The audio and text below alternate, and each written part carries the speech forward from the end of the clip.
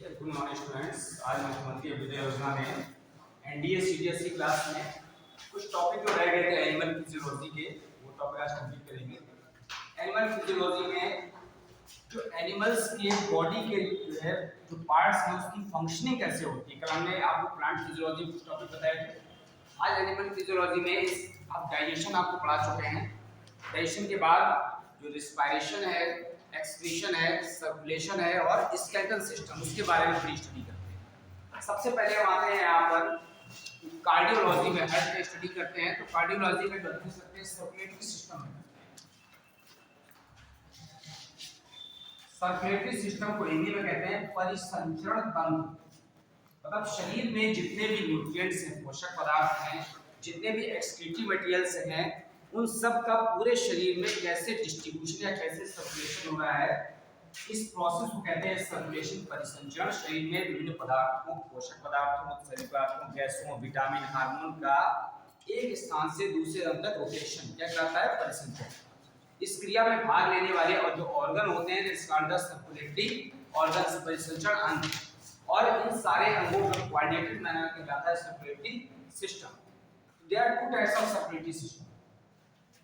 General question इससे आते हैं। दो तरह का परिसंचरण तंत्र होता है। एक को कहते हैं यहाँ पर ब्लड सर्कुलेटरी सिस्टम, नाम सुना है आपने, हिंदी में कहते हैं रक्त परिसंचरण तंत्र, और दूसरा यहाँ पर लिम्फेटिक सिस्टम, लसिका परिसंचरण। क्योंकि ब्लड वेस्कुलर सिस्टम या ब्लड सर्कुलेटरी सिस्टम ज्यादा इंपॉर्टेंट है, लसिका भी बहुत इंपॉर्टेंट है, लेकिन इसके बारे में क्वेश्चन ज्यादा है। तो जो ब्लड सर्कुलेटरी सिस्टम है, आपको पता है विलियम हार्वे एक साइंटिस्ट हुए हैं, उन्हें रक्त परिसंचरण तंत्र की क्या की थी, खोज की। और ब्लड ग्रुप किसने खोजा था, कार्ल लैंडस्टीनर ने खोजा। तो विलियम हार्वे जो साइंटिस्ट थे, उन्होंने रक्त परिसंचरण तंत्र की खोज की। इसका अध्ययन किसने करते हैं, रक्त परिसंचरण तंत्र का अध्ययन विज्ञान की किस शाखा में किया जाता है, आपको पता है। इस ब्रांच होती है angiology.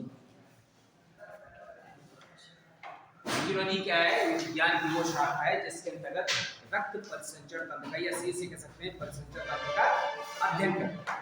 William Harvey is the father of angiology. यही रक्त परिसंचरण तंत्र क्या है, जनक।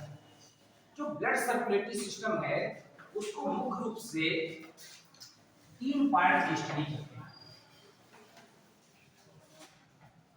ब्लड सर्कुलेटरी सिस्टम इसमें इसमें करते हैं। एक तो यहाँ पर हो गया ब्लड, दूसरा हो गया यहाँ पर ब्लड वेसल्स, रक्त वाहिनियां, और तीसरा क्या हो गया, हार्ट। अब इसके डिस्क्रिप्शन से पहले एक जनरल क्वेश्चन बनता है कि क्लोज्ड और ओपन सर्कुलेटरी सिस्टम क्या है। एक होता है बंद रक्त परिसंचरण तंत्र और एक होता है खुला।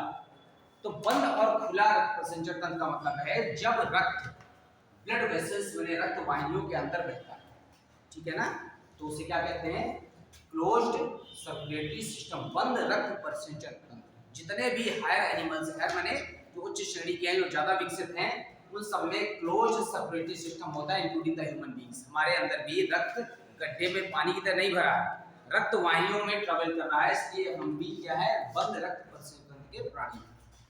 ओपन सर्कुलेटरी सिस्टम पाया जाता है इनवर्टिब्रेट्स से। इनवर्टिब्रेट्स में जो कॉकरोच होता है, उस कॉकरोच के शरीर में यहाँ पर एक कैविटी होती है, उसको कहते हैं हीमोसील। क्या कहते हैं, इस कैविटी में रक्त ऐसे भरा होता है जैसे गड्ढे में पानी का। तो ये हीमोसील, ये यहाँ पर ओपन सर्कुलेटरी सिस्टम है, खुला रक्त परिसंचरण तंत्र, क्योंकि रक्त वाहिनियां नहीं है और रक्त वाहिनियों में नहीं बह रहा है। तो यहाँ पर बंद और खुला आप समझ गए। अब इसके बाद रक्त हमेशा लाल नहीं होता, समझ रहे ना। ऐसा नहीं कि आप अगर लाल रंग का दिखाई दे रहा तो ही ब्लड में जो पिगमेंट होता है, उस पिगमेंट के आधार पर रक्त या तो रंगहीन होता है या ब्राइट रेड होता है। तो सबसे पहले अगर हम ब्लड देखते हैं तो ब्लड क्या है, जैसे कनेक्टिव टिश्यू, संयोजी ऊतक। संयोजी ऊतक उसे कहते हैं जो ऊतक शरीर के विभिन्न भागों को आपस में जोड़ता है, उसे क्या कहते हैं, संयोजी ऊतक। तो रक्त भी एक तरल संयोजी ऊतक है, शरीर के विभिन्न पार्ट्स को आपस में क्या किए, कनेक्ट किए। इसकी उत्पत्ति मेसोडर्म से होती है। और ब्लड में जो पिगमेंट होता है, एक तो आप समझिए हमारी बॉडी में ब्लड कितना होता है, हमारे शरीर का जो कुल वेट है, उस वेट का 7 से 8% ब्लड कुल वजन, ठीक है, लीटर में उसको मेजर करते हैं। ये बहुत इंपॉर्टेंट चीज है। इंपॉर्टेंट पार्ट ये है कि ब्लड में कौन कौन से पार्ट होते हैं। ब्लड में एक रंगहीन भाग होता है, उसको कहते हैं प्लाज्मा। जब अगर किसी को ब्लड चढ़ते हुए देखिए तो कभी जब ऐसे पॉलीथीन की थैली को ऐसे लटका देते हैं तो नीचे की तरफ डार्क कलर का इकट्ठा होता है, ऊपर की तरफ हल्का पीले रंग का लिक्विड इकट्ठा हो जाता है, that liquid is called the plasma. और इसके बाद होती है ब्लड कॉर्पसेस, माने रक्त कणिकाएं। आप सब इसके बारे में पढ़ चुके हैं, आपको पता है तीन तरह की कणिकाएं होती है, आरबीसी, डब्ल्यूबीसी और प्लेटलेट, ठीक है। तो ये जो आरबीसी, डब्ल्यूबीसी, प्लेटलेट है, ये सब मिलकर के रक्त का 45% भाग बनाते हैं और प्लाज्मा लगभग 55%। तो प्लाज्मा क्या है? कलरलेस लिक्विड है, रंगहीन, जिसमें क्या क्या पाया जाता है? प्रोटीन पाए जाते हैं।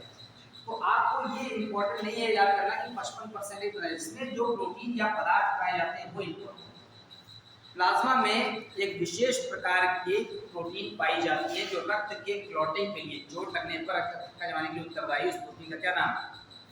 उसको कहते हैं प्रोथ्रोम्बिन। नाम सुना है? प्रोथ्रोम्बिन और फाइब्रिनोजन, ये दोनों ऐसी प्रोटीन हैं जो चोट लगने पर रक्त का थक्का जमाने के लिए उत्तरदायी।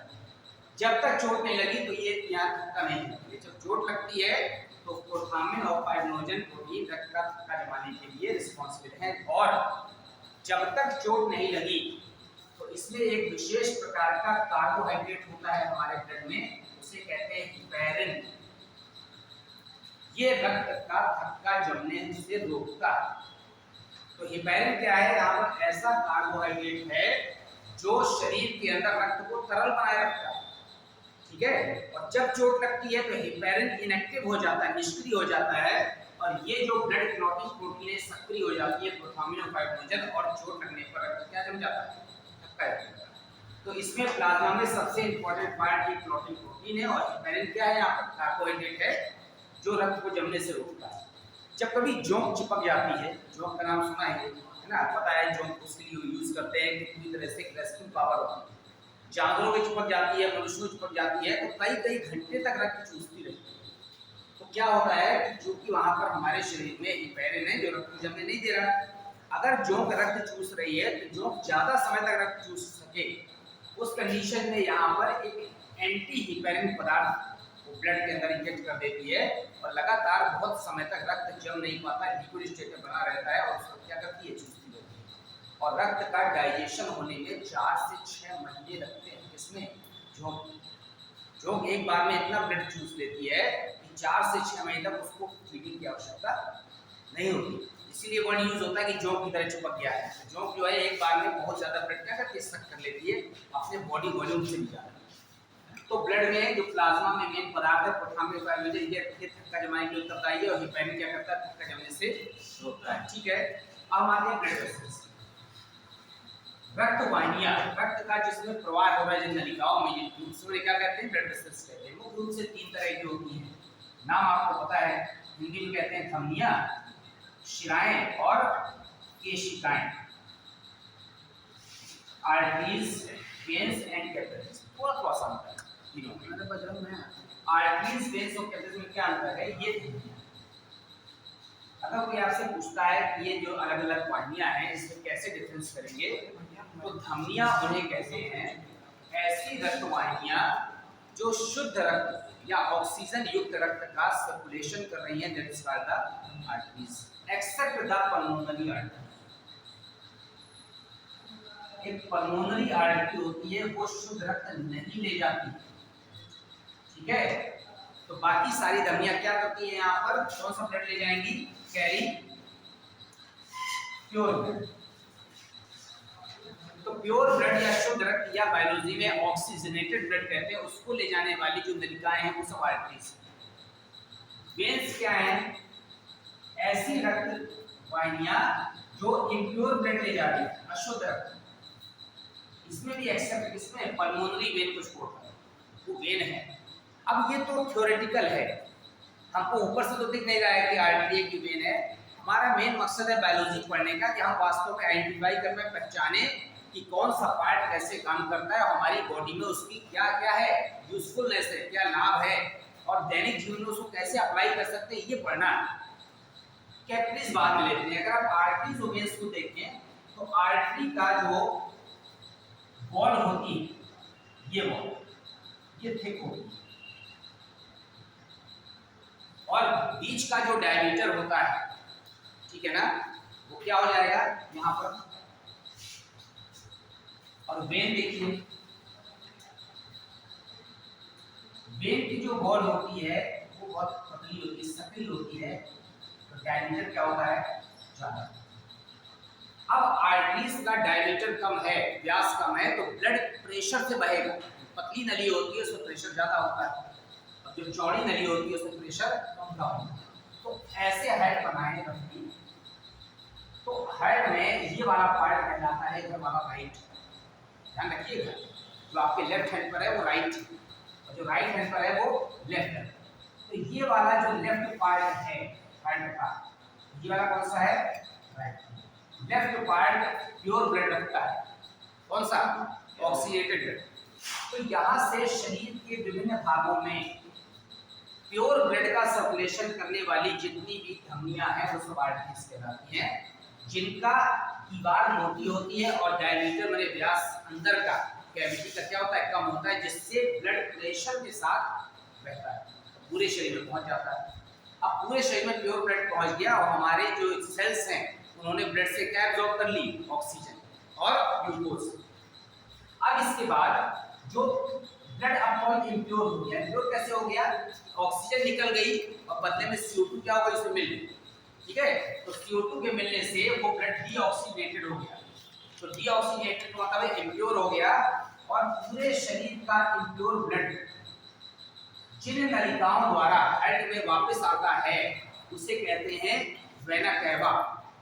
वेना कैवा माने बड़ी वेन। इसी तरह से एरोटा, एरोटा माने बड़ी आर्टरी, जैसे यहाँ से निकली एरोटा, एरोटा आगे बढ़कर फिर डिवाइड करके किसमें, आर्टरी में, आर्टरी और पतली ब्रांच बन गई किसमें, मेटा आर्टरीज में, और फिर आर्टरीओल्स में।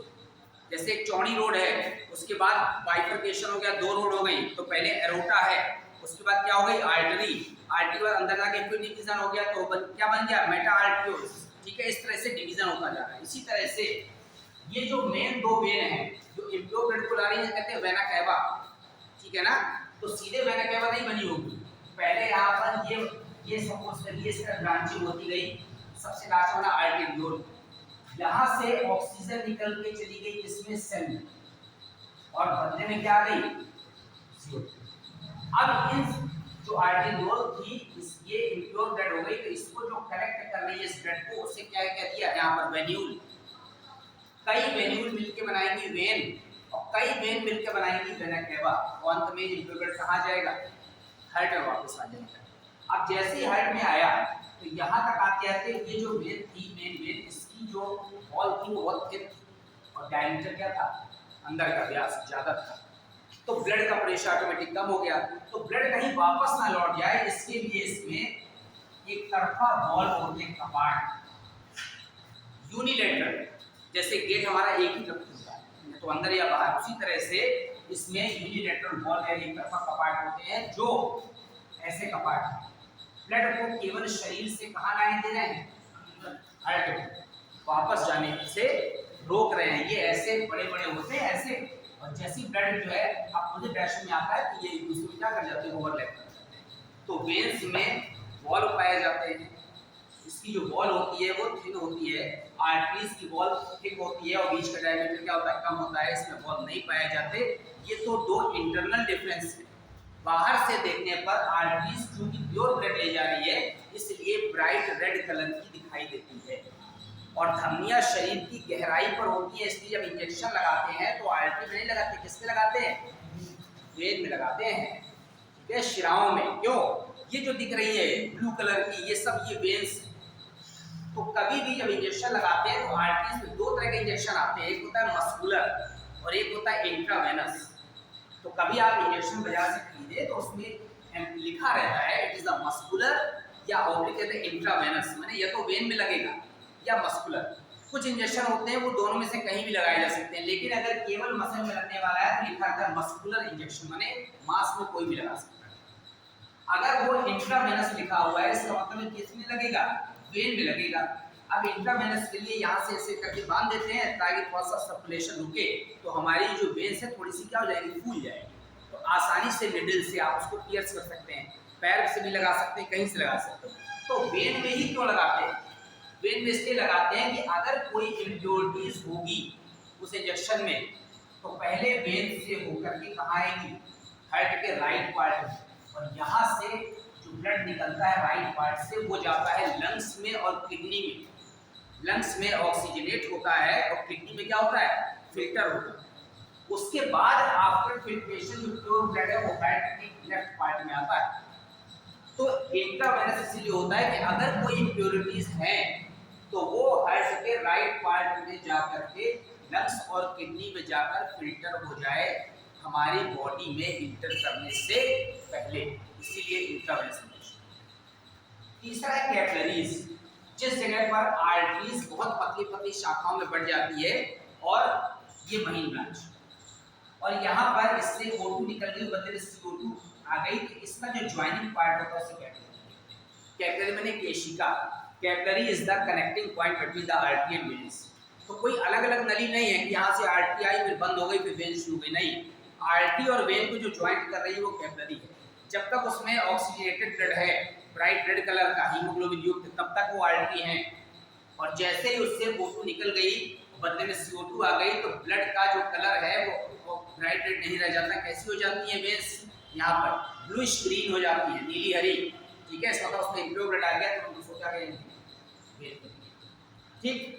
तो ब्राइट रेड कलर की जो होती है accept pulmonary artery, pulmonary word जो मैं एक्सेप्ट इसलिए लगाया था क्योंकि यहाँ से इस वाले पार्ट्स जो आर्टरी इम्प्योर ब्लड लेकर कहाँ जा रही है, लंग्स में और किडनी में, उसके लिए वर्ड यूज होता है पल्मोनरी। तो पल्मोनरी आर्टरी इम्प्योर ब्लड ले जाती है और पल्मोनरी वेन कौन सा ले जाती है, तो जब पल्मोनरी शब्द लगा होगा तो आर्टरी कौन सा ब्लड ले जाएगी, इम्प्योर, और वेन कौन सा ले जाएगी, प्योर। सामान्य रूप से आर्टरी माने धमनियां प्योर ब्लड को कैरी करती हैं सामान्य रूप से, लेकिन अगर पल्मोनरी शब्द लगा पल्मोनरी आर्टरी तो उसका अर्थ क्या हो जाएगा, ठीक। अब ब्लड हो गया, ब्लड वेसल्स हो गया, हम आते हैं हार्ट। और डिटेल में नहीं पढ़ना आपको, लेकिन जो कॉमन चीजें हैं, हार्ट आपको सबको पता है कि हार्ट की जो स्टडी करते हैं वो कार्डियोलॉजी नामक ब्रांच में करते हैं, इसीलिए डॉक्टर जो है बोर्ड लगा रहता है उसमें लिखा है कार्डियोलॉजिस्ट, ठीक है।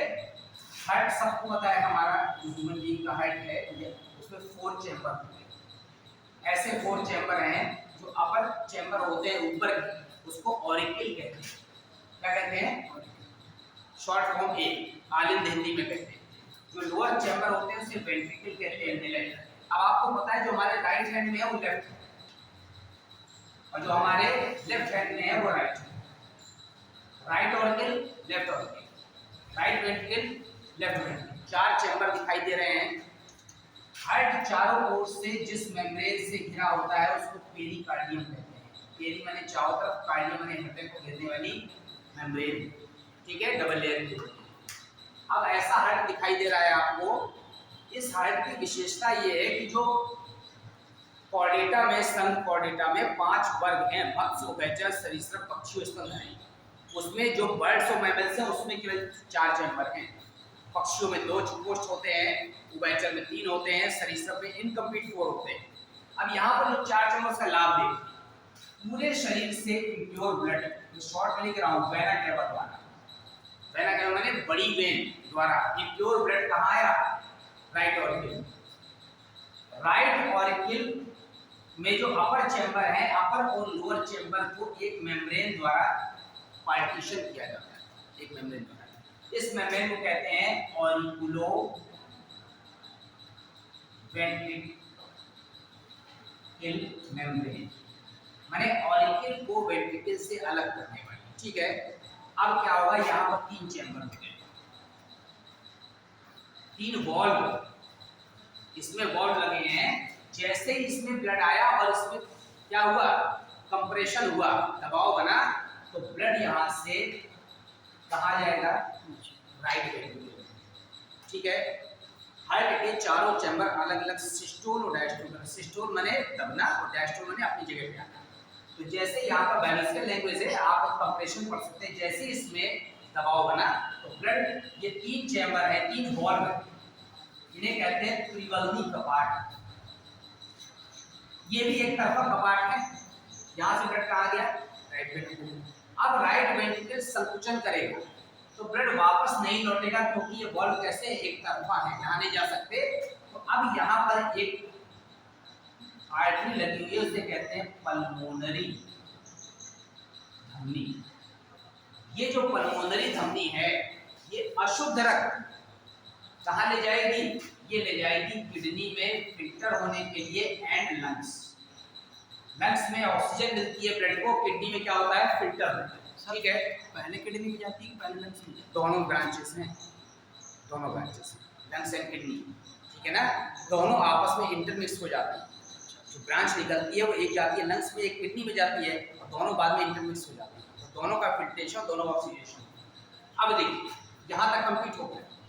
अब यहाँ पर ब्लड प्योर हो गया, लंग्स और किडनी जाने पर। अब जो प्योर ब्लड है वो जिस ट्यूब द्वारा लेफ्ट ऑरिकल में आएगा, ये ट्यूब कहलाती है यहाँ पर पल्मोनरी वेन या शिरा। पल्मोनरी शब्द लगाया इसलिए शिरा क्या ला रही है, प्योर ब्लड ला रही है। ये प्योर ब्लड यहाँ से फिर से किसमें आ गया, लेफ्ट ऑरिकल में। अब यहाँ पर 2 वॉल्व ऐसे, इनको कहते हैं त्रिवल्नी कपाट। अब यहाँ से जब इसमें कंप्रेशन हुआ तो ब्लड कहाँ गया, लेफ्ट वेंट्रिकल में, और यहाँ से ये है दैहिक महाधमनी, पूरे शरीर में वितरित। यहाँ से प्योर ब्लड निकला, पूरे शरीर में चला गया। और जब ब्लड पूरे शरीर सेल के अंदर तो जाता नहीं, ये आगे बढ़कर के पतली पतली ब्रांचें बढ़ जाएगी, और जैसे यहाँ से O2 निकल के सेल में जाएगी, बदले में क्या आ जाएगी, CO2, और ब्लड फिर से प्योर हो जाएगा, और सारी जो है, जो हमारी शिराएं हैं वो सब कलेक्ट करके फिर से कहाँ ले आएंगी। तो ये जो सर्कुलेशन है इसे कहते हैं दोहरा परिसंचरण तंत्र, क्योंकि हृदय में 2 बार रक्त प्रवेश कर रहा है, एक बार राइट में और एक बार लेफ्ट में। राइट में प्योर ब्लड है, लेफ्ट में कौन सा है, प्योर, इसीलिए इसे कहते हैं दोहरा परिसंचरण तंत्र। और ये पक्षियों के और स्तनधारियों में दोनों में इसी तरह का हार्ट होता है, यही फंक्शनिंग। अब इससे भी ज्यादा इंपॉर्टेंट पार्ट ये है कि हार्ट साउंड, डॉक्टर एक कान में ऐसे कुछ लटकाए रहते हैं, उसे क्या कहते हैं, स्टेथोस्कोप कहते हैं। सामान्य भाषा में उसको आला कहते हैं, वास्तव में आपको आला याद रखना है, स्टेथोस्कोप याद रखना है। ये इसका फंक्शन क्या है, एक होता है हार्ट साउंड, इस तरह के क्वेश्चन ज्यादा आते हैं, ये मैकेनिज्म नहीं आती, मैंने आपको समझाएंगे। हार्ट साउंड क्या होता है, जिस समय हार्ट के चारों चैम्बर क्या करते हैं, सिस्टोल और डायस्टोल करते हैं, तो जैसे ही दाहिना और बायां आलिंद संकुचन करता है तो त्रिवल्नी और द्विवल्नी कपाट खुल जाते हैं, ताकि ब्लड कहाँ जाए, नीचे निलय। लेकिन जब ये दाहिने और बायां निलय जब संकुचन करेगा तो प्रेशर बढ़ेगा, तो ये कपाट क्या होते हैं, बंद हो जाते हैं। इनके बंद होने से जो साउंड उत्पन्न होती है, that is called the lump, इनके बंद होने से। अब जब ये बंद हुए तो ये यहाँ पर भी कपाट लगे हैं, ये कपाट खुल गए, ताकि ब्लड कहाँ निकल जाए, बाहर। और जब कंप्रेशन के बाद ये वापस अपनी पोजीशन पे आते हैं तो यहाँ का वॉल्यूम क्या हो गया, बढ़ा। जब वॉल्यूम बढ़ेगा तो प्रेशर क्या होगा, कम, तो रक्त वापस न लौटा है, इसलिए ये वाले कपाट, इन्हें कहते हैं यहाँ पर अर्धचंद्राकार कपाट, ये बंद हो जाते हैं, ताकि ब्लड कहाँ ना जाए, वापस ना जाए। पता गया, और जैसे ही वो अपने वापस स्टेट पे आया, फिर से ब्लड वापस आ गया। तो ये इनके बंद होने से साउंड को से कहते हैं क्या, तो त्रिवल्नी और द्विवल्नी कपाटों के बंद होने से लब, और इनके बंद होने से जब जो साउंड उत्पन्न होती है, इस साउंड को डॉक्टर स्टेथोस्कोप से सुनते हैं, और उनको इतनी प्रैक्टिस हो जाती है कि अगर ये साउंड ब्लड हो रहे हैं, भद्दे हो रहे हैं, तो वो जान जाता है कि हार्ट के वॉल्व में कोई प्रॉब्लम आ गई। अक्सर कुछ बच्चे पैदा होते हैं तो उनके हार्ट में प्रॉब्लम होती है, तो लोग बताते हैं उसकी वॉल्व खराब हो गया हार्ट का। वॉल्व कोई छुच्छी नहीं है, साइकिल लगी, वॉल्व नहीं, वॉल्व कपाट। वॉल्व खराब होने का मतलब है कि जिस समय प्रेशर बन रहा है तो ये वॉल्व या तो ठीक से खुल नहीं रहा या ठीक से बंद नहीं हो रहा, तो ब्लड जो है मिक्स हो जाएगा, उतना प्रेशर नहीं बनेगा। तो वॉल्व कमजोर होने का मतलब है कि ब्लड का ठीक से सर्कुलेशन नहीं हो पा रहा है, तो बॉडी में ब्लड का प्रवाह कम हो जाएगा, और ऐसा बच्चा हमेशा क्या रहेगा, वीक रहेगा, क्योंकि उसमें रक्त का प्रवाह क्या है, स्लो हो गया। अब अगर ये वॉल्व मेडिसिन से फिलअप हो सकता है, सही हो सकता है तो करते हैं, नहीं तो उसका क्या होता है, ऑपरेट होता है, तो ऑपरेशन में उसको बॉल को क्या करते हैं, सही कर देते हैं। इनके बंद होने और खुलने का जो साउंड है वो जैसे आप नल के नीचे बाल्टी लगा दीजिए, ठीक है, तो 2-4-10 दिन आप बाल्टी का साउंड सुनते रहेंगे तो आपको यहाँ दूसरे कमरे में बाल्टी लगी है टॉयलेट में बाथरूम में, आपको समझ आ जाएगा बाल्टी आधी भर गई या पूरी भर गई, उसका साउंड क्या होता है, चेंज होता जाता है, ऐसे बाल्टी बढ़ती जाएगी। उसी तरह से डॉक्टरों की प्रैक्टिस हो जाती है कि वो देख के डिस्टेंस को बता देते हैं कि हार्ट में कोई प्रॉब्लम आ रहा है। अब एक होता है हार्ट बीट, हृदय की धड़कन। सर हार्ट अटैक कैसे आता है? अभी हो जाएगा। हार्ट बीट क्या होती है, हृदय की धड़कन। हमारा हार्ट जो है 70 से 72 बार प्रति मिनट पंप करता है, प्रति मिनट लगभग है ये। तो 1 मिनट में 60 सेकंड होते हैं और 60 सेकंड में 72 बार पंप कर रहा है, इसका मतलब 1 सेकंड से भी कम समय में क्या हो रही है, पंपिंग हो रही है। तो हार्ट बीट का जो समय है वो लगभग 0.8 सेकंड और कितनी होता है, 70 से 72, ये अप्रॉक्स है पर मिनट, ठीक है, 70 से 72 पर मिनट।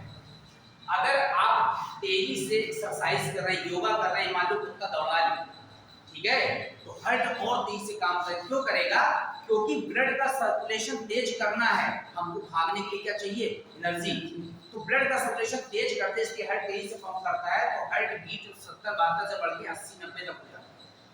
जो छोटे बच्चे होते हैं उनका भी हार्ट तेजी से पंप करता है, उनका नॉर्मल स्पीड 90-95 होती है, लेकिन धीमे धीमे ये स्पीड जो है एस्टेब्लिश हो जाती है। तो हार्ट बीट का मतलब है कि चारों का अलग अलग सिस्टोल और अलग अलग डायस्टोल, माने संकुचन और शिथिलन, चारों चैम्बर का, इन चारों में जो समय लगता है वो ये लगता है, इसके 70 से 72 बार प्रति मिनट हार्ट बीट मापी गई है। एक हार्ट बीट में चारों क्रियाएं होती है, चारों चैम्बर अलग अलग क्या करते हैं, सिस्टोल करते हैं और डायस्टोल। फिर इसके बाद हम आते हैं यहाँ पर ब्लड प्रेशर, रक्तदाब क्या है। यहाँ से जो दैहिक माध्यमी निकल रही है, तो हृदय की दीवार से या हृदय से निकलने वाली रक्त वाहिनी से जो हमारे शरीर में जो भी प्रेशर निकल रहा है यहाँ से, वो हृदय में या रक्त वाहिनी में जो दाब डालता है, तो जब ब्लड निकलेगा तो रक्त वाहिनी पे क्या पड़ेगा, प्रेशर पड़ेगा, तो रक्त वाहिनी की दीवार पर पड़ने वाला रक्त का दाब क्या कहलाता है, ब्लड प्रेशर। जो ब्लड प्रेशर होता है वो 2 स्टेप में मापते हैं।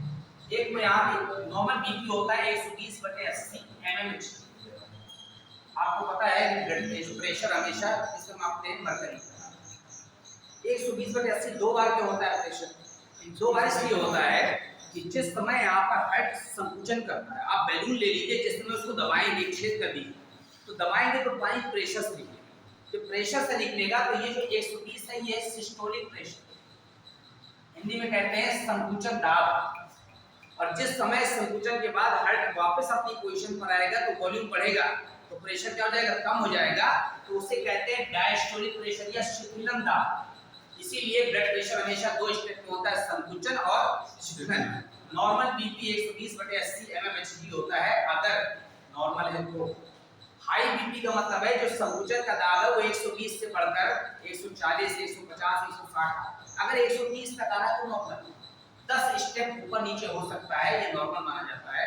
अगर ये 150 क्रॉस कर रहा है, 160 हो सकता है, इसका मतलब है हाई बीपी है, हार्ट अटैक की संभावना बढ़ रही है। उसका रीजन आप पूछ रहे थे, रीजन ये है कि हमारी ये रक्त वाहिनियां हैं, मुख्य रूप से धमनियां, धमनियों में आप ज्यादा फैट खाते हैं तो धमनी की दीवार पर फैट डिपॉजिट हो जाता है, एक तो वैसे बीच का डायमीटर कम होता है धमनी का, और फैट इकट्ठा हो गया किस रूप में, कोलेस्ट्रॉल के रूप में। ई में ऐड देखते हैं कोलेस्ट्रॉल बन रहा है, कोलेस्ट्रॉल जो फैट के डिकम्पोजिशन से बनता है, तो ज्यादा मात्रा में कोलेस्ट्रॉल डिपॉजिट होकर रक्त वाहिनी का व्यास और कम हो जाएगा, जब नली पतली होती जाएगी प्रेशर बढ़ता चला जाएगा तो हार्ट अटैक, ठीक है, ये नॉर्मल बीपी के लिए हार्ट अटैक की मेन संभावना होती है। दूसरा है यहाँ पर ये जो 80 mmHg है, जिस समय हार्ट वापस अपनी पोजीशन पे आता है तो प्रेशर कम हो जाता है, तो वो क्या है 80 mmHg, इसको मापते किससे हैं, सर लो ब्लड प्रेशर में की दिक्कत होती है, लो ब्लड प्रेशर ज्यादा खतरनाक है। लो बीपी का मतलब है आपके शरीर में रक्त का प्रवाह नहीं हो पा रहा, समझ रहे हैं, आपके शरीर में रक्त का प्रवाह नहीं हो पा रहा, रक्त का प्रवाह नहीं हो पा रहा तो आपको ऑक्सीजन पर्याप्त नहीं मिलेगी हमारी सेल्स को, और न्यूट्रिएंट्स नहीं मिलेंगे, और ये सब नहीं मिलेंगे तो कमजोरी आएगी, चक्कर आ सकते हैं, और आप जो है आपका जो हार्ट है वो पंप करना बंद कर सकता है, ब्रेन काम करना बंद कर सकता है, क्योंकि जब ब्रेन को भी क्या चाहिए, ग्लूकोज चाहिए, जैसे ही हार्ट की पंपिंग बहुत स्लो हो जाती है तो ब्रेन तक भी एनर्जी नहीं पहुंच रही है या ब्लड नहीं पहुंच रहा है, तो उस समय कोमा में जा सकते हैं। ठीक है, तो कोमा में जाने की कंडीशन ये होती है। तो लो बीपी, अगर आपको लो बीपी हो रहा है, आपका बीपी इससे बहुत कम आ रहा है, 120 नहीं पहुंच रहा, 100/50 आ रहा है, इसका मतलब है आपको नमक ज्यादा लेना चाहिए, आपका रक्त का जो कंसंट्रेशन है उसको बढ़ाना है। और जिसका बीपी हाई होता है, ठीक है ना, जो लोग ज्यादा गुस्सा करते हैं या टेंशन रहता है या ज्यादा फैट खाते हैं या बैठे बैठे काम करते हैं कंप्यूटर में, उनका बीपी इसका हाई रहता है, उसको नमक कम लेना चाहिए। आपका जो ब्लड का कंसंट्रेशन है उसको क्या करना है, डाइल्यूट रखना है, ब्लड को ज्यादा गाढ़ा नहीं होने देना है, तो आपको नमक कम खाना है, तो आपका बीपी नॉर्मल रहेगा। और बाकी जो मेडिसिन होती है वो सब क्या होती है, यहाँ पर जितनी भी मेडिसिन होती है वो वैसोडाइलेटर होती है, मतलब हमारी रक्त वाहिनी का व्यास को क्या करती है, बढ़ा देती है, ताकि जो प्रेशर है ब्लड का क्या हो जाए, कम हो। ठीक, नापते किससे ब्लड प्रेशर, जो लपेट देते हैं हाथ में, क्या होता है, ये तो सामान्य चीज है। Sphygmomanometer, it is the instrument which is used to measure the BP of person. Stethoscope से हार्ट का साउंड देखते हैं और स्फिग्नोमैनोमीटर से क्या नापते हैं, मैनोमीटर को पता है प्रेशर नापने के लिए यूज होता है, स्फिग्नो शब्द लगा दिया, स्फिग्नोमैनोमीटर हमारे रक्त में क्या है, बीपी नापने का काम करता है। ठीक, अब इसके बाद हम आते हैं इस जगह पर कि नॉर्मल डिसीज में या तो हार्ट अटैक आता है या फिर एक होता है एथेरोस्क्लेरोसिस। अगर कोलेस्ट्रॉल ज्यादा मात्रा में जमा हो रहा है तो हमारी जो रक्त वाहिनी है, वो रक्त वाहिनी की जो फ्लेक्सिबिलिटी है वो कम हो जाती है, डायमीटर तो कम हो ही जाता है, that is called the atherosclerosis. और एक होता है आर्टेरियोस्क्लेरोसिस। हमारे रक्त वाहिनी में कैल्शियम डिपॉजिट होता है, ज्यादा मात्रा में जब हम कैल्शियम युक्त भोजन लेते हैं तो वो भंगुर हो जाती है, जैसे चाय का कप फ्रैगाइल होता है, गिरस टूट जाता है। तो अभी तो रक्त वाहिनियां भी तो इलास्टिक कैसी भी फोल्ड हो सकती है, इतनी ज्यादा फोल्ड होके गई है, कोई दिक्कत नहीं होती। लेकिन एज ओल्ड के साथ 50-60 एज के बाद इसमें कैल्शियम कम हो जाता है तो रक्त वाहिनियां ज्यादा फ्लेक्सिबिलिटी खो देती है। तो जब ठीक से फ्लेक्सिबिलिटी नहीं हो पाती तो वो जगह जगह से क्रैक कर देती है, तो उसे क्या कहते हैं, ठीक है। एक होता है एंजाइना पेक्टोरिस। एंजाइना पेक्टोरिस माने यहाँ पर जो प्रेशर बहुत ज्यादा बढ़ रहा है रक्त वाहिनी के अंदर, उसके कारण से हमारे हार्ट में कभी-कभी पेन होने लगता है, उसे एंजाइना पेक्टोरिस कहते हैं। नॉर्मल होता है, अगर आप जो है हेल्दी जीवन जीना चाहते हैं तो आप जो है क्या कहें, फैट कम, तो एंजाइना पेक्टोरिस का दर्द क्या रहता है, नॉर्मल रहता है, आसानी से नहीं होता। ये सब 50-60 एज के बाद ही नॉर्मली होते हैं, ठीक है, यंग एज में नहीं होता। इस समय आप अभी पुष्टि खाएंगे, आपको ऐसे प्रॉब्लम नहीं होगी। तो यहाँ पर सर्कुलेटरी सिस्टम में ये जो हार्ट है, आपने पेसमेकर नाम सुना होगा। पेसमेकर क्या होता है, हमारा हार्ट न्यूरोजेनिक नहीं, मतलब हमारे हार्ट का कंट्रोल ब्रेन से है। हमारा हार्ट मायोजेनिक है, मायो माने मसल्स। हमारे हार्ट में जो पंपिंग शुरू होती है वो सेल्फ है। ये कैसे देखा गया, एक बार एक एक्सीडेंट हुआ, किसी साइंटिस्ट ने डिस्कवर किया, तो उसने देखा कि हार्ट उछल करके अलग जल गया, है ना, वो व्यक्ति की डेथ हो गई, ब्रेन से शायद कट निकल गया, लेकिन हार्ट काफी देर तक क्या करता, पंप करता, बॉडी से अलग होकर के। इसका मतलब है कि इसकी पंपिंग इटसेल्फ है।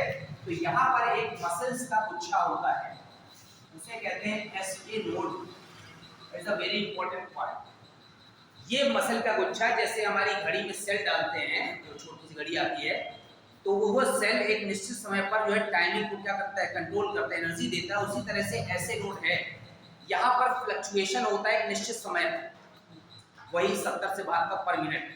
वो हार्ट को, पूरे हार्ट को क्या देता है, यहाँ पर इंपल्स देता है, ताकि पूरे हार्ट के अलग अलग पार्ट क्या करें, सिस्टोल करें और डायस्टोल करें। जब ये मसल का गुच्छा कमजोर हो जाता है नेचुरली या कभी वीक हो जाता है, तो उस समय एक आर्टिफिशियल बैटरी डाल दी जाती है।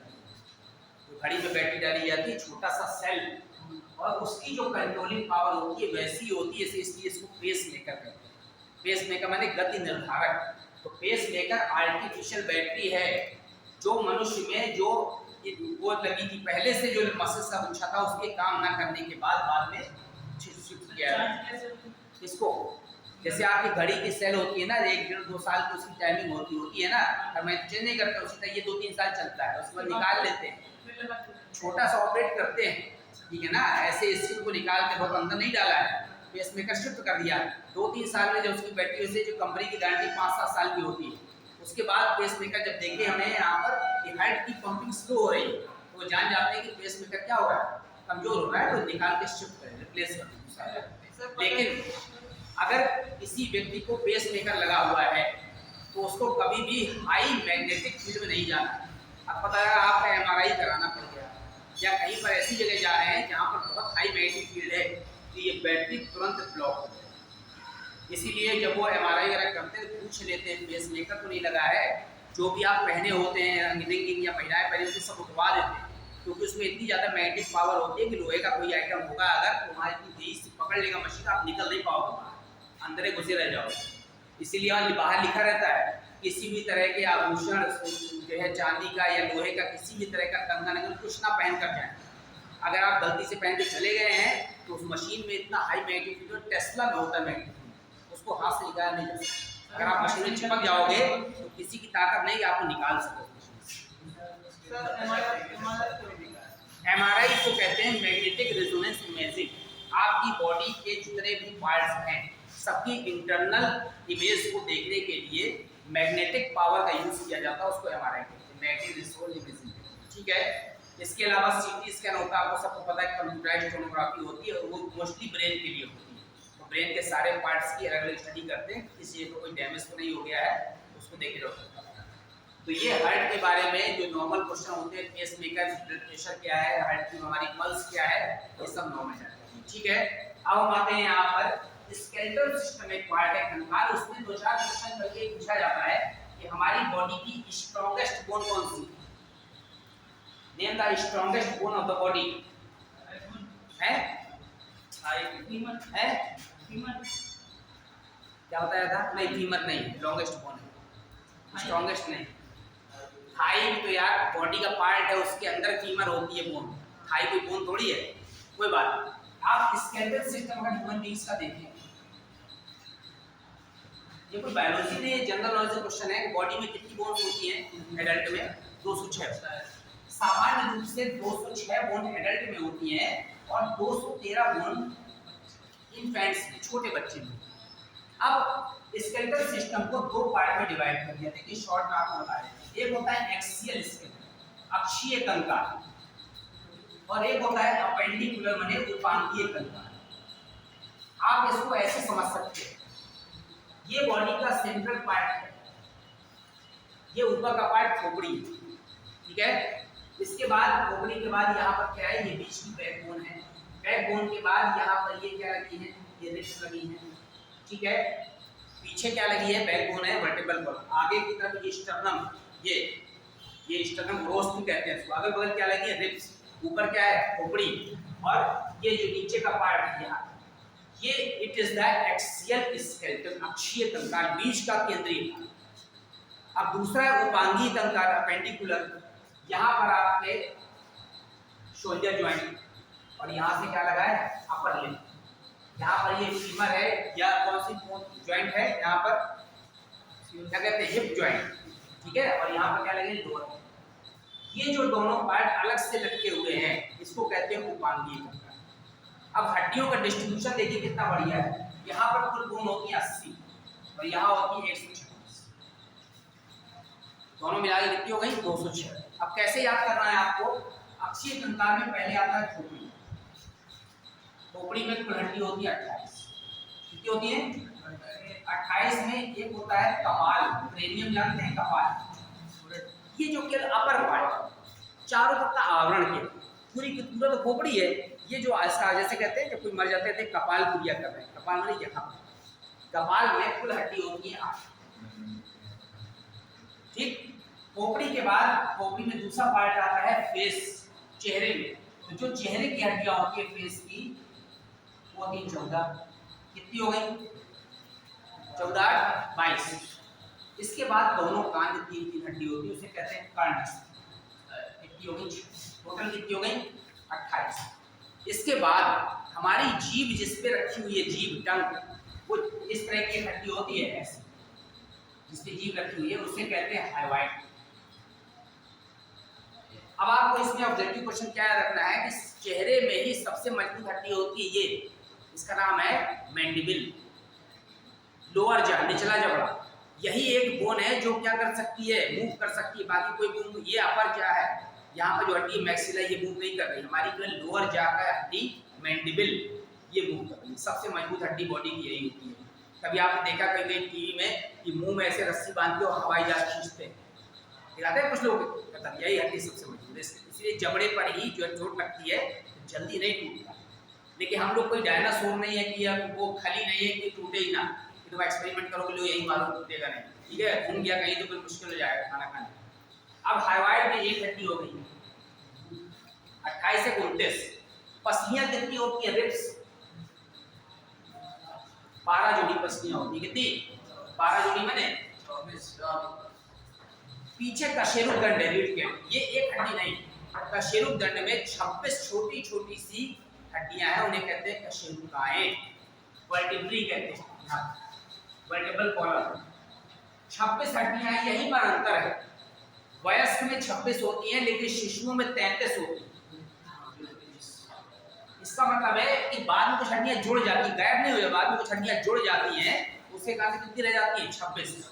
और एक होती है स्टर्नम उरोस, उरोस की वो हड्डी है जो पीछे रीढ़ की हड्डी से यहाँ से पसली निकली और आगे कहाँ जुड़ती है, उरोस। तो ये हो गई एक, आप गिन लीजिए 28 और 1 29, 29 और 1 30, ठीक है, और 30 और 26 24 कितने हो गए 50।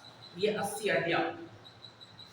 कौन सा कंकाल है, बीच का, सेंट्रल का, अक्षीय कंकाल। अब किस में आते हैं, अपेंडिकुलर। देखिए अपेंडिकुलर को कैसे याद रखना है। अपेंडिकुलर स्केलेटन में ये हमारी कंधे की हड्डी है, ठीक है ना, और ये क्या है, कमर की। तो यहाँ पर दो पार्ट में डिवाइड कर देते हैं, एक को कहते हैं मेखलाएं और एक को कहते हैं यहाँ पर लिम्ब। हम हाथ और पैर नहीं कहते, ये अपर लिम्ब है और ये क्या है, लोअर लिम्ब। मेखलाएं हमारी दो हैं, तो कौन कौन सी हैं, एक अंश मेखला, अंश मेखला किसको कहते हैं, कंधे की हड्डी, क्या कहते हैं, अंश मेखला। कहाँ है ये, ठीक है ना, अंश मेखलाएं दो हैं, एक है अंश मेखला, अंश मेखलाएं दो हैं और दोनों में दो दो हड्डी हैं, प्रत्येक अंश मेखला में। तो दो हड्डी, दो कितनी हड्डी हो गई। और कमर की हड्डी ये श्रोणि मेखला एक है, आधी हड्डी इधर है आधी हड्डी इधर है, मतलब दो हड्डियों से मिलकर बनी एक ही। और जबकि यहाँ अंश मेखला देखी थी दो, श्रोणि मेखला एक, श्रोणि मेखला माने कमर की हड्डी, तो श्रोणि मेखला एक है और कितनी हड्डियों से मिलकर बनी, हिप बोन कहते हैं, आधा पार्ट इधर है एक पार्ट इधर है, दोनों में हिप बोन मिल जाती हैं। जिस समय शिशु का जन्म होता है तो दोनों हिप बोन क्या आती हैं, थोड़ा अपनी साइज को वेरी करती हैं, डिस्प्लेस होती हैं, तभी बीच से स्थान बन जाता है शिशु के जन्म में। तो हमारी जो हिप बोन है वो मूवेबल है, ठीक है। अब इसके बाद हम आते हैं लिम्स में। कितने लिम्ब है, लिम्स कितने हैं, 4 हैं, 2 ये दिख रहे हैं, 2 ये दिख रहे हैं। प्रत्येक लिम्ब में 30 हड्डी हैं, 30 चौको 120 और 6। अब 30 हड्डी जो है इसमें आपको ये ध्यान रखना है कि ईच कंटेन 30। अब ये 30 मैं आपको गिना देता हूं। ये हमारा अपर लिम्ब है, अपर लिम्ब में ये हड्डी, ये ह्यूमरस कहते हैं इसे, ठीक है। अगर बॉडी का पार्ट कहेंगे तो क्या कहेंगे, अपर आर्म। इसके बाद ये वाला पार्ट लोअर आर्म। एक हड्डी यहाँ है, क्योंकि बनाते हैं यहाँ पर, तो आप याद रखें कौन सी हड्डी है, ह्यूमरस, ऐसे बना, ये एक हड्डी है, इसका नाम है ह्यूमरस। गिनते जाइए, ये अपर आर्म के लिए है। इसके बाद यहाँ पर 2 हड्डी, इस पार्ट, एक का नाम है यहाँ पर रेडियस और एक का नाम है अम्बुलम। ये हो गई एक। अब यहाँ तक पार्ट कंप्लीट हो गया। अब यहाँ से यहाँ का बॉडी पार्ट क्या कहलाता है, बॉडी पार्ट बताना, इसको कहते हैं हैंड। हैंड पूरा नहीं, हैंड ये है यहाँ से। तो हैंड में क्या क्या भाग आता है, हैंड में आता है पहले ये घड़ी, कहाँ पहनते हैं, कलाई, रिस्ट कहते हैं। तो रिस्ट में हमारे यहाँ पर 7 हड्डी, सॉरी 8 हड्डी हैं। ये पार्ट को हड्डियों कहते हैं कार्पल्स। कितनी है ये? 8। अब इसके बाद ये पार्ट आ गया कलाई के बाद, इसे क्या कहते हैं? पाम। पाम माने हथेली। हथेली में 5 हड्डी हैं, इन्हें कहते हैं यहाँ पर मेटाकार्पल्स। मेटाकार्पल्स कितनी है? 5। अब बची फिंगर। अंगूठे में देखो 2 हड्डी, बाकी सब में कितने हैं? 3। अरे इसमें भी 3 कोण दिखाई दे रहे हैं, 3 चौको 12 और 2 14। तो अंगूठे में केवल 2 बना दीजिए, बाकी सब में कितने बना दें? 3। ये क्या है? पैलेंजेस। आपको नाम है ना तो संख्या याद रखनी है। 14 तो 14 5 19 19 8 27 28 29 30 दूनी 60। अब आप पैर में आ जाइए, लोअर लिम्ब में उसकी हड्डी कैसे पहचानेंगे? सब बेटा फोटो बना है, फिर समझ लीजिए। इट इज द ये ऊपर से क्या है? अपर आर्म की हड्डी। उसी तरह से पैर की हड्डी लोअर लिम्ब में आते हैं। तो सबसे लॉन्गेस्ट बोन जो बॉडी की है वो क्या है? फीमर। ये वाला पार्ट सपोज करिए फीमर, ये वाला पार्ट ऊपर जा करके यहाँ पर फिट हो जाता है, किसमें? हिप बोन, इसीलिए घूम सकता है। ये वाला पार्ट जो कि अंश श्रृंखला में ग्लिनाइड हड्डी घूम जाता है, इसलिए क्या हो सकता है? घूम सकता है। कैसे फिट है? ये वाला जो हड्डी है, इस दोनों का पार्ट ऐसा है, जो सॉकेट है वो ऐसे, चाहे पैर का हो चाहे हाथ का, इसलिए सॉकेट में आराम से हड्डी क्या हो रही है? अब हम आते हैं इसमें, फीमर एक हड्डी हो गई। फीमर के बाद इसमें एक हड्डी बढ़ गई, कौन सी? Knee joint. जो हमारा घुटना है ना, यहाँ पर नहीं, यहाँ एक हड्डी बढ़ गई, क्या है ये? Knee joint. ये हड्डी नहीं है नी ज्वाइंट, हड्डी का नाम है पटेला। देखो एक ये हो गई, एक ये हो गई, कितने हो गए? 2। इस भाग को कहते हैं थाई। ये बॉडी पार्ट है थाई। जंघा में एक हड्डी है, कौन सी? फीमर। अब ये वाला पार्ट क्या कहलाता है? बॉडी। अभी तो पैर नीचे आ गए, ये पार्ट बताओ। ये जैसे यहाँ पर ये था, इसे कहते हैं शैंक। क्या कहते हैं? शैंक कहते हैं, क्रस भी कहते हैं। बॉडी पार्ट का 6 की किताब में बने हैं, एक में नहीं, यूकेजी में बने। ठीक है, पढ़िएगा यूकेजी बुक में बच्चों की, कोई छोटा बच्चा घर में पढ़ना उसमें मिलेगा। बहुत सी चीजें हम भी जब भूल जाते हैं तो छोटे बच्चों की किताब उठाते हैं, मिल जाती है। यहाँ पर 2 हड्डी, एक को कहते हैं टिबिया, एक को कहते हैं फिबुला। आप समझ लो, हमारे हाथ में भी 2 थी। अंगूठे की तरफ की रेडियस, नीचे तरफ अल्ना, इसी तरह पैर में अंगूठे की तरफ टिबिया और दूसरी फिबुला। कितनी हो गई? 1 2 3 और 4। अब देखिए, अब जो पार्ट बचा उसे कहते हैं, क्या कहते हैं? फुट। फुट पूरा नहीं है, फुट केवल कलाई से आगे का। पैर की कलाई को क्या कहते हैं? हाथ की कलाई को रिस्ट कहते हैं ना, पैर की कलाई को क्या कहते हैं? तो जहाँ महिलाएं पायल पहनती हैं पैर की कलाई, उसको एंकल कहते हैं। क्या कहते हैं? एंकल। इसमें 7 हड्डियां हैं, उन्हें कहते हैं टार्सल। देखो नाम याद, ये कार्पल है, ये कितनी है? ये टार्सल। कितनी है? वहां कितनी थी? जो एक ये बढ़ गई है ना, उसको यहाँ पर मैनेज कर लिया। अब इसके बाद पैर के तलवे को क्या कहते हैं? सोल। Spelling SOLG। हाँ, SOL। उसमें 5 हड्डी, इसे कहते हैं यहाँ पर, ये टार्सल था, ये मेटाटार्सल। मेटाटार्सल ये कितनी है? 5। इसके बाद पैर में भी 14 क्या है? बोन है। अंगूठे में 2, बाकी उंगलियों में 3। तो अंगूठे में टिबिया की जब अंगूठा होता है, 2 बना दो, बाकी सब में कितनी बना दो? 3। इन्हें कहते हैं पैलेंजेस। कितनी है? 14। अब गिन लीजिए, 14 5 19 19 7 26 27 28 29 30। हाथ पैरों में सब में 30 हड्डी हैं। बस आपको ये ध्यान रखना है, यहाँ पे it is the longest bone of the body. ये वाली जो mandibular is the strongest bone of the body. ठीक है, सबसे छोटी हड्डी कौन सी है? स्टेपीज। कहाँ में पाई जाती है? इंटरनल मिडिल ईयर में। तो ये यहाँ पर एक नी ज्वाइंट बढ़ जाता है। Patella most sensitive bone of the body.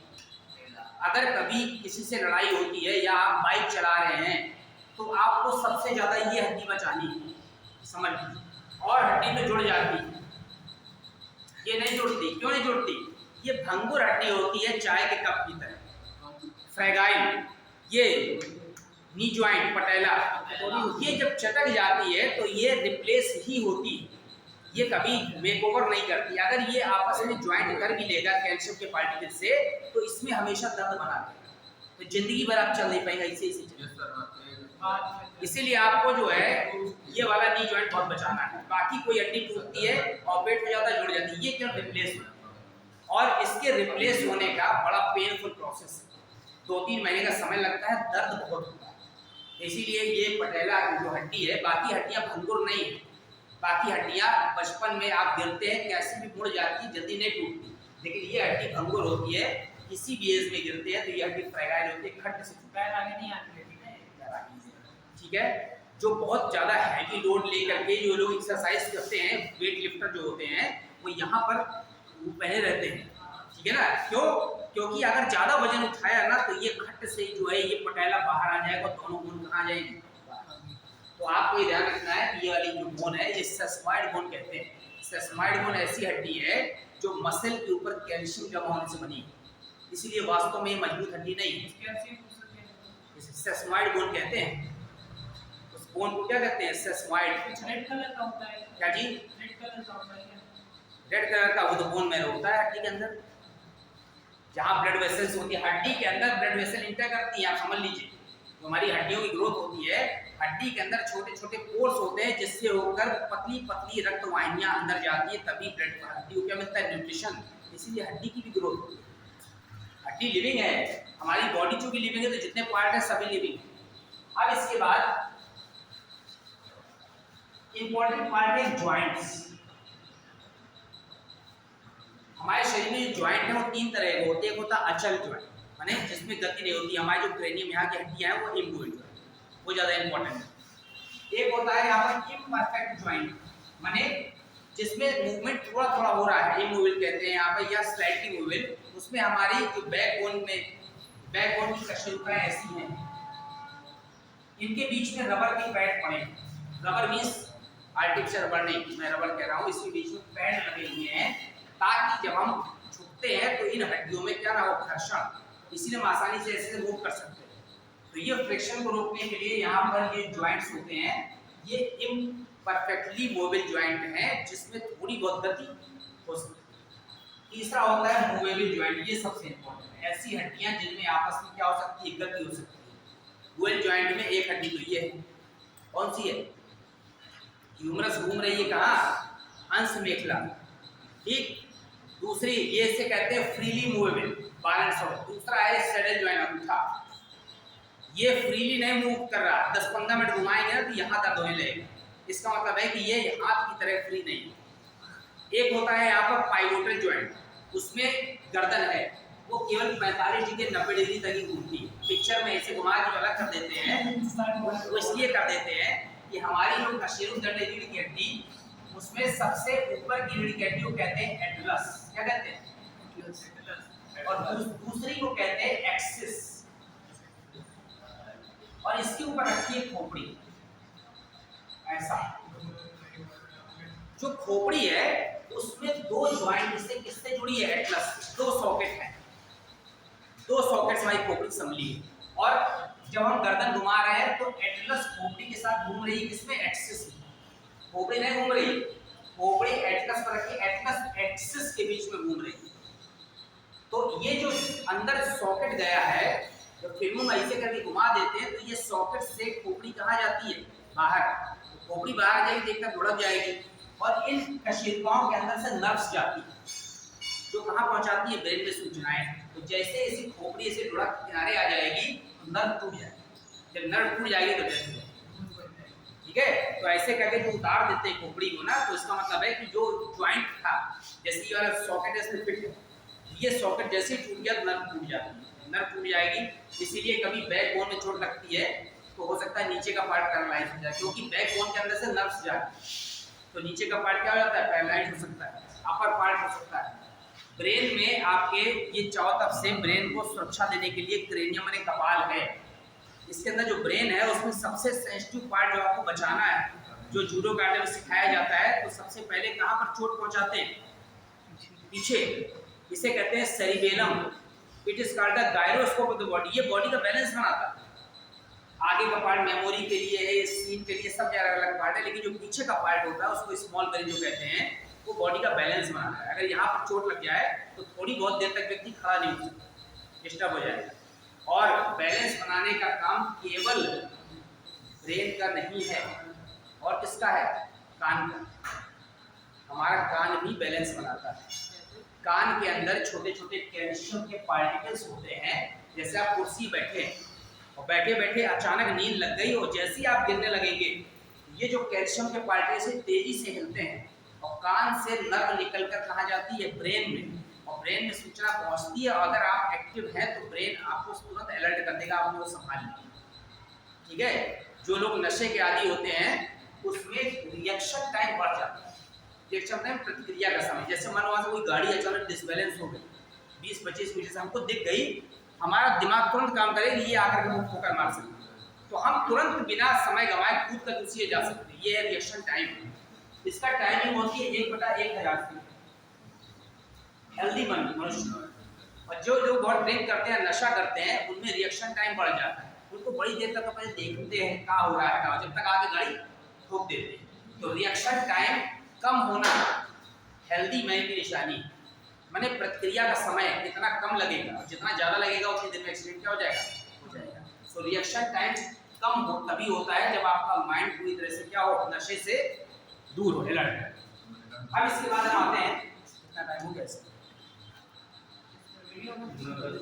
मुझे 1 घंटा हो गया।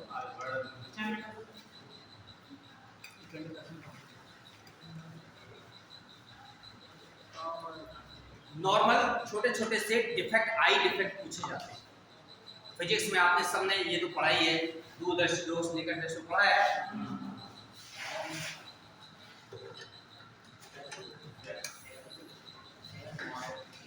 अब यहाँ पर उन डिफेक्ट के अलावा, जैसे सपोज करिए मायोपिया है। मायोपिया को कहते हैं यहाँ पर निकट दृष्टि दोष। यही तो नाम आप गलत बताते हैं। निकट दर्शिता, समझ रहे हैं? दूसरा नाम है इसका शॉर्ट साइटेडनेस। आप ये सोचिए, निकट दृष्टि दोष कहते हैं हम, तो कहते हैं उसमें निकट दृष्टि दोष में निकट का दूर का नहीं दिखता। सही नाम क्या है? निकट दर्शिता, माने निकट का दिखता है। कहाँ का नहीं दिखता? अगर आप निकट दृष्टि दोष कहेंगे तो उससे समझ में आ रहा है कि निकट का नहीं दिखता। सुन लीजिए, इसमें नाम है शॉर्ट साइटेडनेस। ऐसा क्यों होता है? हमारा जो आई बॉल है, हमारा आई बॉल का यहाँ से वस्तु की जो इमेज बनती है, वो इमेज कहाँ बननी चाहिए? रेटिना पर बननी चाहिए। ठीक है। इस कंडीशन में क्या हो जाता है कि निकट दर्शिता का मतलब है निकट का दिख रहा है, दूर का नहीं दिख रहा। दूर का क्यों नहीं दिख रहा? दूर का देखने के लिए हम क्या लगाते हैं? अवतल लेंस लगाते हैं। इसका मतलब है कि प्रकाश किरणों को रेटिना के पहले ही केंद्रित कर दे रहा है। तो हम यहाँ पर क्या लगा दें? अवतल लेंस। तो ये क्या करेगा? पहले प्रकाश किरणों को फैलाएगा और फिर ये लेंस कन्वर्ट करेगा, कहाँ मिला देगा? रेटिना पर। तो निकट दर्शिता का मतलब है निकट का दिख रहा है, दूर का नहीं दिख रहा। दूर का देख, इसका रीजन ये है कि कभी कभी आई बॉल का साइज नॉर्मल से बढ़ जाता है, उसका डायमीटर ज्यादा हो जाता है, इसलिए प्रकाश किरणों को रेटिना तक नहीं पहुंचा पाता लेंस। इसीलिए कौन सा लेंस लगाते हैं? इसका अपोजिट देख लीजिए यहाँ पर, शॉर्ट साइटेड से लॉन्ग साइटेडनेस अगर कर दिया जाए, इसका जस्ट अपोजिट। क्या अपोजिट है? इसमें आई बॉल का साइज कभी छोटा रह जाता है। जब छोटा रह जाता है तो जो वस्तु से निकली प्रकाश किरणें हैं वो रेटिना के पीछे इमेज बनाती है। रेटिना के पीछे। आपको रेटिना के पहले इमेज, रेटिना पर इमेज बनाना है तो हमें एक और उत्तर लेंस लगा। पहले ये प्रकाश किरणों केंद्रित करेगा, बाद में ये केंद्रित करेगा और कहाँ मिला देगा? ये तो दो सामान्य। एक आपने नाम सुना है मोतियाबिंद, सब जगह प्रचार रहता है, घर में बड़े बुजुर्गों का ऑपरेशन भी किसी क्या हुआ होगा। क्या है कैटरैक्ट कहते हैं, बताइए मोतियाबिंद है क्या? मोतियाबिंद में क्या होगा? आँख नहीं, आँख में बहुत सारे पार्ट। ये देखिए, ये वाला पार्ट आपका कौन सा पार्ट है? ये जो हम हाथ से टच कर पा रहे हैं, ये बॉडी का, ये आँख का कौन सा पार्ट है? यार कॉर्निया है। जो हाथ से टच कर रहे हैं वो आई बॉल का कौन सा पार्ट है? कॉर्निया। मोतियाबिंद में या तो कॉर्निया या फिर लेंस क्या हो जाते हैं? धुंधले हो जाते हैं। जब कॉर्निया धुंधला हो जाएगा, जैसे कागज में तेल पड़ जाए तो उसमें पारदर्शिता क्या हो जाएगी? यहाँ पर डिस्टर्ब हो जाएगी। उसी तरह से ये धुंधले हो जाते, ओपेक हो जाते, इससे कांच पुराना हो जाए तो आप देखिए उसकी जो ट्रांसपेरेंसी वो अपने आप कम होने लगती है। तो इसमें कॉर्निया या लेंस जो है कम पारदर्शी रह जाते हैं, जिससे कारण से इमेज धुंधली बनती है। इस दशा में कॉर्निया रिप्लेस कर देते हैं। मैं बताया था जब किसी की आंख डोनेट कर दी जाती है तो उससे क्या ले लेते हैं? लेंस या कॉर्निया। तो कॉर्निया रिप्लेस कर सकते हैं, या फिर अगर लेंस धुंधला है तो लेंस को सीधे सीधे हटा ही देते हैं, सीधे सीधे कॉर्निया रिप्लेस कर दिया। और अगर आप थोड़ा पैसा खर्च कर सकते हैं तो लेंस दूसरा कर सकते हैं। ठीक है, तो यहाँ पर ये पारदर्शी हो जाएगा और एज इट इज इमेज कहाँ बनने लगेगी? रेटिना। एक आपने नाम सुना होगा यहाँ पर भेंगा। ये डिसीज नहीं है, क्या है? डिफेक्ट है। मतलब ये डिफेक्ट है, इन्वॉल्व हो सकते हैं, बाद में उसको ठीक किया जा सकता है। भेंगापन स्ट्रैबिस्मस को कहते हैं। है क्या ये?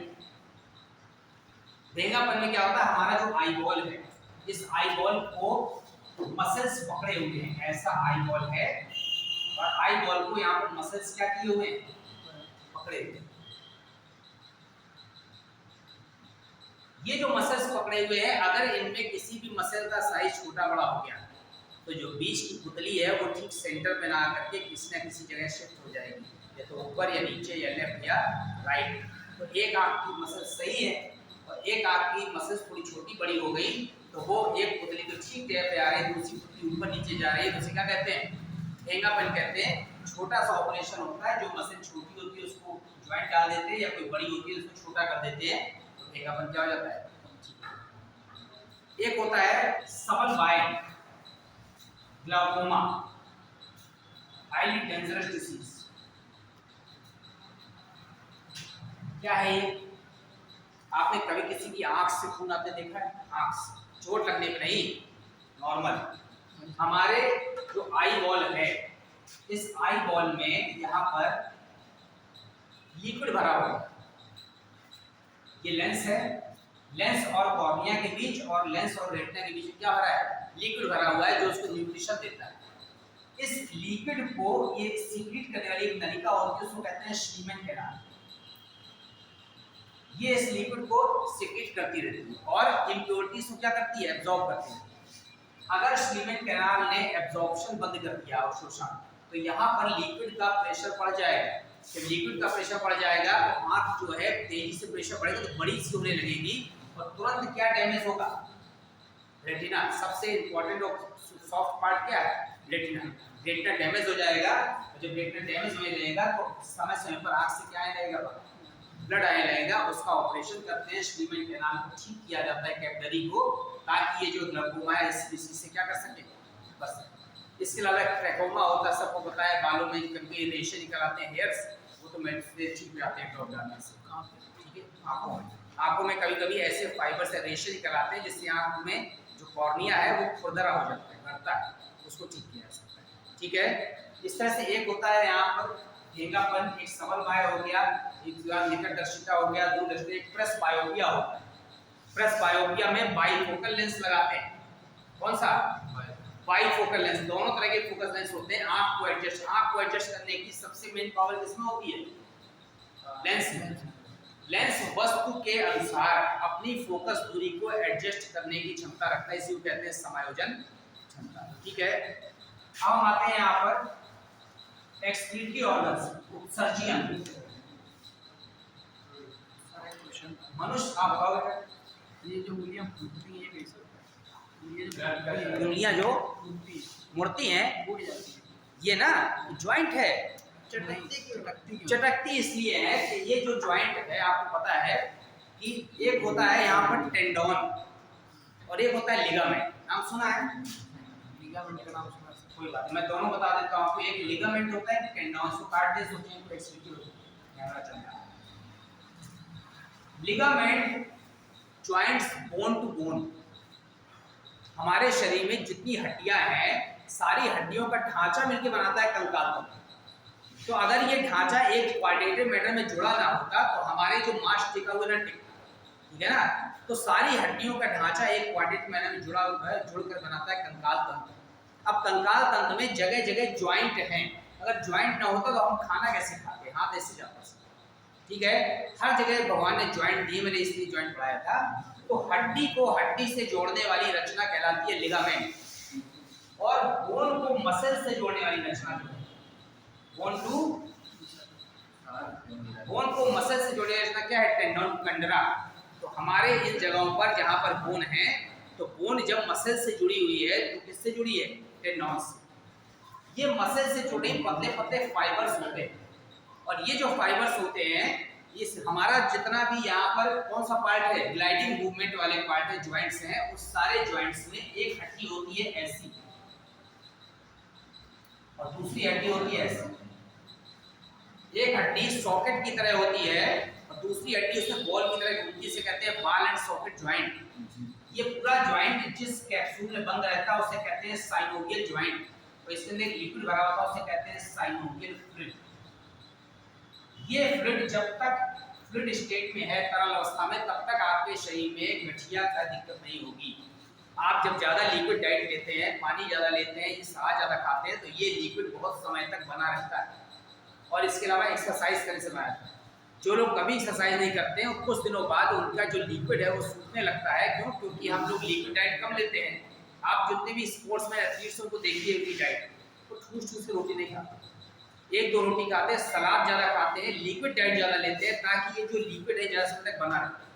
हम लोग जब लिक्विड डाइट कम लेते हैं या सलाद नहीं खाते हैं, तो ये ज्वाइंट सूखने लगते हैं, इसमें लिक्विड और क्या बने रहते हैं? फाइबर्स। अब ये फाइबर्स हड्डी को पकड़ लेते हैं। बहुत दिनों बाद जब अचानक किसी ने कहा कि आज योगा डे है, आज तुम्हें एक्सरसाइज करना ही है, आप पहुंचे झटके से कर दिया, तो ये जो मसल्स हैं, ये मसल्स के फाइबर्स टूटते हैं, जिससे कारण से आपको पेन होता है। तो ये जो आप लगातार ऐसे करते रहते हैं, ये नहीं करना, क्योंकि ये जो फाइबर्स हैं पतले पतले, ये आपकी ज्वाइंट्स को जोड़े हुए हैं। समझ रहे हैं? हमें ये वाला जो फ्रीली मूवेबल ज्वाइंट है उसकी एक्सरसाइज करनी है। हाथ वाले में आप फ्रीली ऐसे ऐसे मूवमेंट कर सकते हैं, लेकिन जब आप उसको ऐसे तोड़ते हैं तो जो फाइबर्स जो इसको जोड़े हुए हैं तो क्या हो जाते हैं? डैमेज होते हैं, उसकी इलास्टिसिटी क्या होती है? कम होती है। तो ये आपके टेंडन है, कंडरा, जो बोन को किससे जुड़े हुए हैं? मसल से। मैं अभी आपको एक्सप्लेन, और कोई क्वेश्चन है? जो आवाज आती है वो कैसे आती है? फाइबर के टूटने, फाइबर्स हैं, आप मशीन का धागा भी लेते हैं या कुछ तोड़ते हैं, कागज में फाड़ते हैं, साउंड होती है ना। यहाँ पर ढेर सारे, एक फाइबर नहीं, कई फाइबर से जुड़े हुए हैं। अब आपको मजा आ रहा है, दिल में चुट कर रहे हैं, जो नेचुरली जो ज्वाइंट पकड़ा रहता है वो अपने आप अपनी स्थिति क्या कर देता है? छोड़ देता है। इसलिए उसको ज्वाइंट को तोड़ना नहीं। ये जो एक्सट्रीमिटी ऑर्गन्स सर्जियन, सबसे इंपॉर्टेंट एक्सट्रीमिटी ऑर्गन्स आप देखते हैं, तीन तरह का सांस ले सकते हैं। एक होता है यहाँ पर त्वचीय श्वसन, एक होता है पल्मोनरी श्वसन। त्वचीय श्वसन का मतलब है त्वचा से सांस लेने की क्षमता। किसने पाई है? केचुए में, मेढक में। पल्मोनरी श्वसन का मतलब है किससे सांस लेने की क्षमता? फेफड़े से। जितने भी स्तनधारी हैं, जितने लैंड एनिमल्स हैं, वो फेफड़े से सांस ले सकते हैं, ठीक है। अगर हम उत्सर्जी अंग में आते हैं, उत्सर्जन तंत्र में, तो उत्सर्जी अंग का नाम बताइए जरा। विभिन्न जंतुओं, केंचुए में उत्सर्जन क्या नाम है? काकरोच में। अच्छा, मनुष्य में, मनुष्य में उत्सर्जन कौन सा है?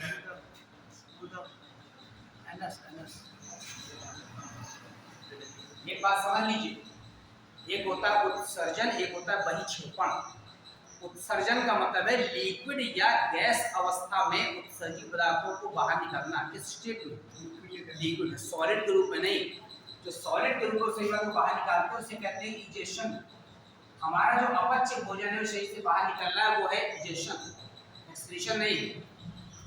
शरीर के तरल और गैसीय अपशिष्ट पदार्थों, शरीर से बाहर निकालने की क्रिया उत्सर्जन कहलाती है। इसमें एक शब्द और जुड़ा है, नाइट्रोजनीय वेस्ट पदार्थ। जिसमें नाइट्रोजन जुड़ा हुआ है ऐसे व्यर्थ पदार्थों को शरीर से बाहर निकालने की क्रिया उत्सर्जन कहलाती है। और नाइट्रोजनीय व्यर्थ पदार्थों में आता है एमिनो अम्ल। नाम सुना है? जितने भी जलीय जंतु हैं ज्यादातर एमिनो अम्ल के रूप में उत्सर्जन करते हैं। एक होता है अमोनिया, अमोनिया गैस के रूप में होती है। अमीबा, पैरामीशियम सब जो है अमोनिया के रूप में उत्सर्जन बाहर निकालते हैं। इसके अलावा होता है यूरिया। यूरिया उत्सर्जन पर किसका है? मनुष्यों का। एक होता है यूरिक अम्ल, किसमें पाया जाता है? पक्षियों और कीटों। पक्षी और कीटों के उत्सर्जी पदार्थ में यूरिन में यूरिक अम्ल होता है।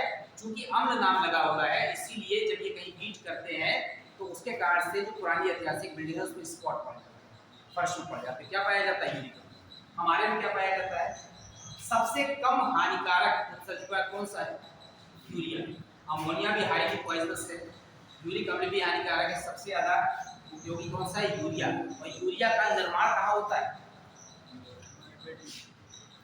यूरिया का निर्माण बॉडी में कहाँ होता है? नहीं, पाचन तंत्र का नाम बताओ, पाचन कोई अंग नहीं है। यूरिया का निर्माण होता है लीवर में। याद रखो, लीवर माने यकृत। यकृत में जितने भी नाइट्रोजनीय व्यर्थ पदार्थ हैं, खासतौर से अमोनिया, अमोनिया गैस की CO2 से क्रिया होती है और बनता है यूरिया। इस यूरिया को जल में घुलने के बाद कहते हैं यूरिन, मूत्र। और इसको बाहर निकालने का कार्य है किडनी का। किडनी कोई यूरिया नहीं बना रही है, वृक्क हमारे यूरिया को जल में घोलकर मूत्र के रूप में बदलकर शरीर से कहाँ निकाल देता है? बाहर। तो शरीर से बाहर, ठीक है, मूत्राशय से होते हुए। तो ये जो यूरिन होती है, मूत्र, इसका रंग हल्का पीला होता है। ठीक है, जो होता है इसमें एक पदार्थ होता है वर्णक, उसे कहते हैं यूरोक्रोम। यूरो माने कहाँ पाया जा रहा है? यूरिन में। क्रोम माने वर्णक। ये पदार्थ मूत्र को पीला रंग प्रदान करता है। और पीला होता कहाँ से? जो हमारे शरीर में जो आरबीसी हैं, जिनका जीवन काल पूरा होता रहता है, वो आरबीसी विखंडित होती रहती है। उसका कुछ भाग पित्तरस के रूप में निकल जाता है, पित्तरस भी पीला होता है। और कुछ भाग यूरोक्रोम के रूप में कहा जाता है ब्लड में। और ब्लड से एब्जॉर्ब करके इसको कहाँ निकाल देते हैं? बाहर। इसीलिए मूत्र हल्के पीले रंग का होता है, हल्का अम्लीय होता है। ठीक है, तो मूत्र का जो हल्का पीला होना, हल्का अम्लीय होना यूरोक्रोम के कारण। और यूरोक्रोम बनता कहाँ पर है? आरबीसी के विखंडन से। तो आरबीसी शरीर में प्रति सेकंड जो नष्ट हो रही है, उनका शरीर से बाहर निकलना क्या है? बहुत जरूरी, डेड आरबीसी। इसीलिए आप किसी को ब्लड डोनेट करते रहिए तो डेड आरबीसी की संख्या कम हो जाएगी। क्योंकि आप जब ब्लड डोनेट करेंगे तो उसमें आप बहुत सारे आरबीसी जो बर्न आउट हैं, जो पुराने हैं, ओल्ड हो रहे हैं, जिनका खत्म हो रहा है, वही चले जाएंगे, निकल। दूसरे को नुकसान नहीं है उससे। अरे उसको तो कुछ दिन तो काम करेंगे, 2-4 दिन ऑक्सीजन का परिवहन करेंगे कि ना करेंगे? ठीक है, एक बूढ़ा व्यक्ति भी थोड़ा बहुत तो घर में काम करता है, तो कुछ तो काम करेगा। अभी वही समझा रहे थे, कभी ज्यादा ही पूरी रामायण सुनने के बाद हाँ सुन लीजिए। हम जब कोई बीमार होते हैं, जब भी, या हम पानी कम पीते हैं तो यूरिन का कलर डार्क येलो हो जाता है। क्यों? ये इतना कलर है। अब आप इसको एक गिलास में घोलेंगे तो ज्यादा डार्क कलर होगा, तो एक बाल्टी में घोलेंगे तो कम। हम जब कम पानी पीते हैं या बीमार होते हैं तो बीमारी में आरबीसी बहुत तेजी से नष्ट होते हैं। ठीक है, आरबीसी जितनी तेजी से नष्ट होंगे उतनी ज्यादा यूरोक्रोम बनेगा और ये ब्लड से होकर कहाँ जाएगा? यूरिन में। उतना ही ज्यादा मूत्र का रंग पीला हो जाएगा। जब हम ज्यादा पानी पीते हैं और हेल्दी होते हैं तो यूरिन का कलर ज्यादा येलो नहीं होता। इसका मतलब है आप स्वस्थ हैं। इसीलिए डॉक्टर जब भी ब्लड टेस्ट कराते हैं तो यूरिन प्लस ब्लड, क्योंकि या तो सूक्ष्म जीव या जो कमी ब्लड में होगी वही क्या पाई जाएगी? यूरिन में। क्योंकि ब्लड ही फिल्टर होकर के किस रूप में आता है? ब्लड में जो आरबीसी होते हैं उसको छोड़ दीजिए तो काफी पार्ट जो अटक क्या वो फिल्टर हो जाता है, वही क्या है? यूरिन। ठीक है ना? तो ब्लड में अगर आरबीसी हटा देंगे तो उसका कंपोजिशन ही वैसे ही हो जाएगा। तो उससे ये मूत्र का पीला होने का मतलब है आपको कोई बीमारी हो गई है या आप पानी कम पीते। इसलिए आप पानी ज्यादा पिएंगे। आप घर में बर्तन धोते हैं, इतने सारे बर्तन मेहमान गए होते हैं, अगर आपको केवल एक मग्गा पानी दे दिया जाए तो साफ होंगे बर्तन? नहीं होंगे। उसी तरह से हमारे अंदर जो इम्प्योरिटीज हैं, अगर हम ज़्यादा पानी पीते हैं तो वो सब डिजोल्व होकर यूं से निकलती रहती है बाहर। जब आप पानी कम पीते हैं तो सारी इम्प्योरिटीज अंदर जमा रहती है और तरह तरह की स्किन डिसीज होती हैं, या तो दाने निकलने लगते हैं या पेट साफ नहीं रहता है, जो बीमारियां हैं पानी कम पीने से। तो आप शरीर में अपने पानी की मात्रा बनाए रखिए, जब पानी की मात्रा बनाए रखेंगे पी लो थोड़ा तो भी।